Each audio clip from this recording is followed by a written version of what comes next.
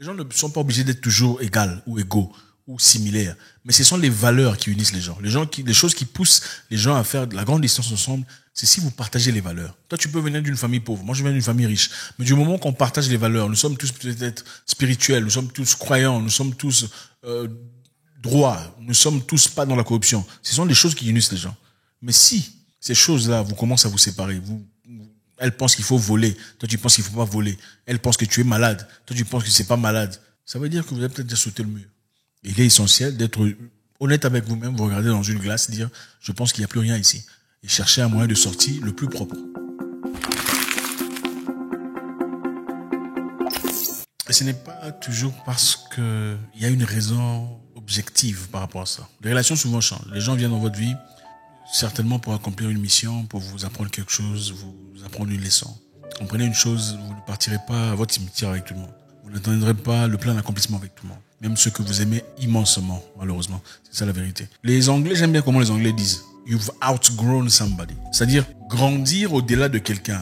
Ça peut être un ami, une copine, une amoureuse, un copain, un frère, entre parenthèses.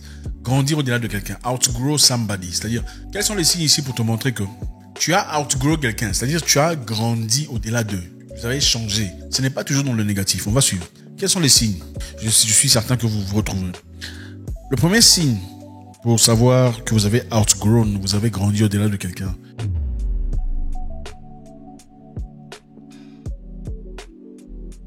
Peut-être que ça vous est arrivé, vous êtes avec quelqu'un, un ami, un pote que vous avez du mal à voir très souvent, ou une amoureuse. Vous ne comprenez pas tout ce qui se passe, hein, le sentiment que vous avez. Vous l'aimez toujours. Okay? Vous l'aimez toujours, mais il n'y a plus les étincelles. Vous l'aimez toujours, mais il n'y a plus le wow. Okay? Vous l'aimez toujours, mais apparemment, il n'y a plus le « Oh, mon ami. Oh, ma copine. Oh, ma fiancée. » C'est un signe très important qu'il ne faut pas ignorer. Outgrow somebody. Grandir au-delà de quelqu'un. Grandir au-delà de vos sentiments. C'est des choses qui arrivent. Vous savez, les gens ne se séparent pas toujours parce que quelqu'un a trompé, hein. C'est en Afrique qu'on pense ça. Surtout chez les Noirs. Ah, non, il m'a trompé, je laisse. Non, des fois, j'aime bien la culture des Blancs. Les Blancs, généralement, pas les Blancs, pas les Français, on va exclure les Français parce qu'ils sont comme nous. Les Blancs anglophones, généralement, quand l'amour n'est plus, on te dit ouvertement, hein. Bon, écoute, c'est vrai qu'il faut qu'on parle.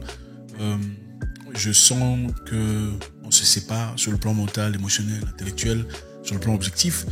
Je t'aime toujours, mais je ne suis plus amoureux de toi. Ils sont honnêtes. Ils se disent là ouvertement. Les Noirs, généralement, ils n'arrivent pas à faire ça. Ils font semblant. Hey, là, tu n'aimes plus quelqu'un, mais vous êtes toujours ensemble. Tu commences à faire souffrir la personne. Les Blancs, au lieu de souffrir comme ça, généralement, ils préfèrent te dire la vérité. Regarde, je sens que, regarde, pile et face. En tout cas, je préfère garder les souvenirs qu'on a. Bon, malheureusement, en Afrique, quand tu dis à une femme comme ça, elle va te taper avec un truc. Là, tu m'as passé mon temps, je vais te tuer. Bon, les gens évitent M. Robert, n'est-ce pas? Mais, chez les autres, généralement, ils se comprennent. Ils comprennent que bon, le sentiment n'est plus. Au lieu de se s'entretuer, restons amis, on va s'entraider et tout le bazar.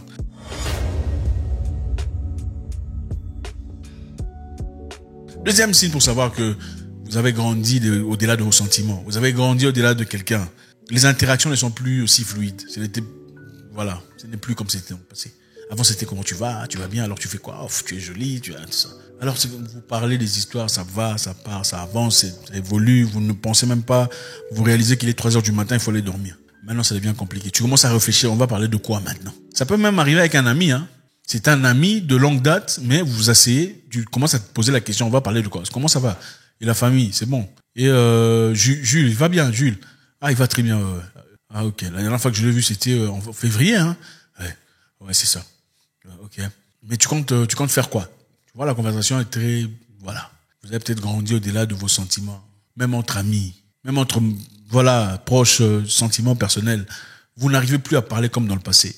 Tu étais où? Ok. Tu as fait quoi? Ok. Tu comptes faire quoi demain? C'est ça. Soyez honnête avec vous-même. Ne vous tuez pas. Ça fait partie de la vie, c'est des choses qui peuvent arriver.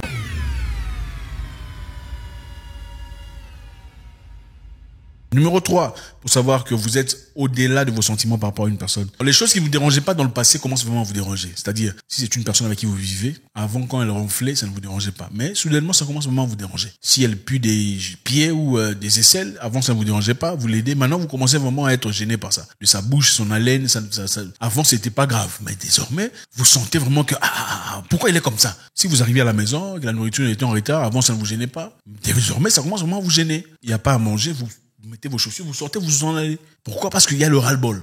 C'est-à-dire que l'amour n'est plus ce que c'était. Le sentiment que vous aviez, vous commencez à outgrow ça. C'est ça la vérité de la vie. Il faut savoir le dire. Ce n'est pas que tu es devenu méchant. C'est-à-dire que des fois, ça peut aussi être causé par beaucoup de choses. Tu es avec quelqu'un que tu aimes. Elle est tout très impolie, insolente, irrespectueuse, menteuse, dérangeuse, belliqueuse. À un moment donné, sans te rendre compte, ton esprit est fatigué. Tu es fatigué de ça. Ça ne te dérange plus. Tu commences à voir ça seulement comme ça. Quand elle commence, tu dis, c'est reparti. Donc, tu es fatigué de ça. Tu as outgrow ça. Donc, tu es déjà au-delà de ça. Et c'est très difficile de rentrer en arrière quand on arrive à ce point-là. Donc, les choses qui ne vous dérangeaient pas dans le passé commencent vraiment à vous déranger. C'est l'une des choses.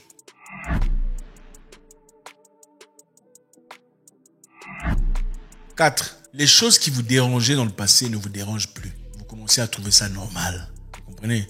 Vous acceptez ça. Si elle s'habille mal, avant vous avez l'habitude de corriger, vous ne corrigez plus, vous laissez tomber. Si elle pue des aisselles, avant vous disiez non, il faut mettre tout ça, vous ne le mettez plus, vous laissez partir. Vous ne corrigez plus, vous n'arrangez plus, vous ne rectifiez plus. Quand elle dit des bêtises, avant vous disiez non, c'est pas comme ça qu'on fait chérie. Non. Maintenant vous laissez, vous lui laissez. Au fait, elle vit, vous vivez. C'est plus comme si vous vivez en amour. Hein. C'est comme si vous vivez, vous cohabitiez, n'est-ce pas? Vous vivez dans une même maison. C'est très dangereux. Je sais que là vous commencez à vous retrouver, n'est-ce pas?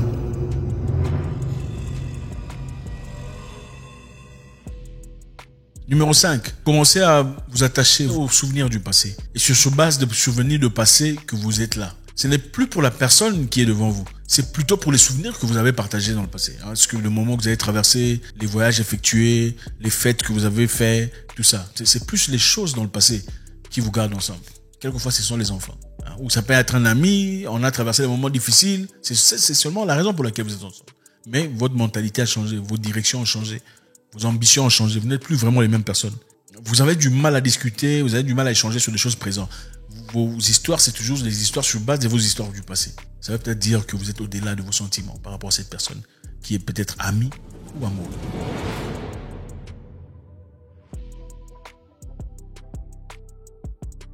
Numéro 6. Vous êtes en couple avec quelqu'un, ou amoureux, ou même marié 2 fois.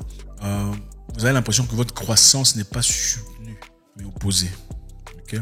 C'est-à-dire vos idées, vos pensées, vos ambitions ne sont plus soutenues comme dans le passé. Avant, ils te disaient, vas-y, va étudier, tu vois, ça va t'aider dans le futur. Désormais, tu penses que tu veux étudier les business là que tu cherches, ça va t'attendre toi. Tu penses que en ce moment-ci, il n'y a pas de gens qui sont en train de faire des applications pour avoir ce travail. On commence plutôt à te critiquer. Tu dépenses de l'argent inutilement, tu veux faire des voyages, pourquoi? On te critique au lieu de t'encourager. Tu penses que tu es la première à faire ça, on te critique au lieu de t'encourager. Au lieu de te donner l'élément nécessaire pour avancer, on commence à te tirer du bas. On a peut-être changé les sentiments. L'un des signes par lequel vous pouvez dire qu'on est différent désormais, c'est que vos vues et vos opinions sur le grand sujet deviennent très, très, très différents. Vos opinions sur les valeurs principaux, les choses les plus importantes, deviennent très différentes. C'est-à-dire le nord et le sud, vous ne comprenez pas comment il est devenu comme ça. Comment il est devenu comme ça. Vous avez peut-être déjà sauté le mur.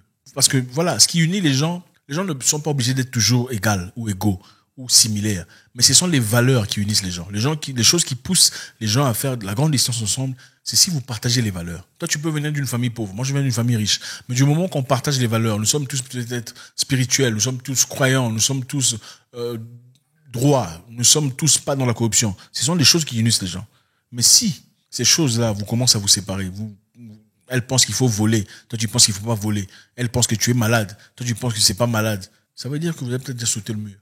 Il est essentiel d'être honnête avec vous-même, vous regardez dans une glace, dire je pense qu'il n'y a plus rien ici, et chercher un moyen de sortie le plus propre.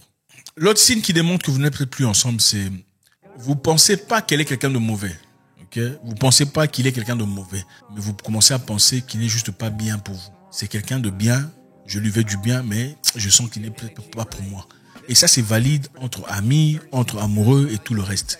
Tu penses que c'est quelqu'un de bien, mais sa mentalité, ce n'est pas la tienne. Tu penses que c'est quelqu'un de bien, mais bon, lui, il aime voler, lui, il aime trahir, lui, il aime tout ça. Moi, c'est pas mon genre. Tu penses que c'est quelqu'un de bien, mais ce n'est plus pour moi. Ça veut dire que vous avez peut-être déjà sauté le mur.